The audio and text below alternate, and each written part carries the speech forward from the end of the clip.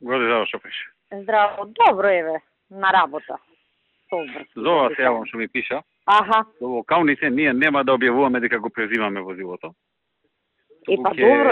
Ќе глумиме дека е на МВР и вие ќе си го користите за кога ќе ви дое некој познато она, ќе го користите, а ние ќе го користиме само кога ќе одам на пат или кога имам дестинации кај што не ме чекаат новинари. Нема проблем, председателе, јас заради тоа ќе го задржиме и старата, вие ќе комбинираме. Да, добро, нема проблем. Не чекаат куп новинари, ќе си одам со старото. Да, мене ми беше, знаете, да си го ставиме у функција. Па некаде таму ќе се пребацам у друго и така. До локални. После локални ќе смислиме некој начин, ќе објавиме дека сме го преземале од МВР и дека од сега, бидејќи 20 години више ќе направи преходното и дека сме го преземале тоа и така.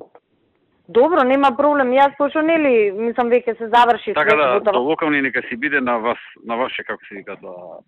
Може и после да си биде на МВР возилото. Значи нема никаков проблем.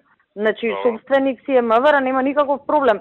У принцип мислам кај нас се задолжува возило на име, нели, за да си внимава некој на него, него оставаме така. Ако го задолжиме на мацко после да не се дознае.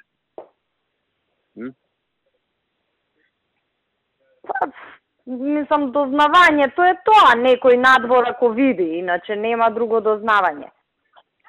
Мислам, нема проблем ни вака, ќе си биде задолжено на овој Владко што ми е одвозен парк, па кога треба, ќе си го земе Маријан со патен намо. И на Владко, може ли на неколку да се задолжи? Не, само на едно лице може.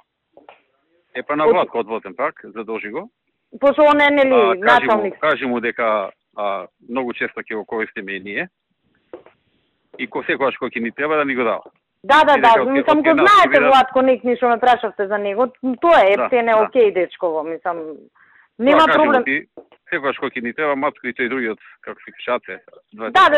Ќе го побара да не е проблем, јас ќе го викнам Владко, ќе се договорам со него. Јас сакав прво со вас да знаете до кај што е работа, пошто нели скрос ја завршивме, да знаете дека се е во ред.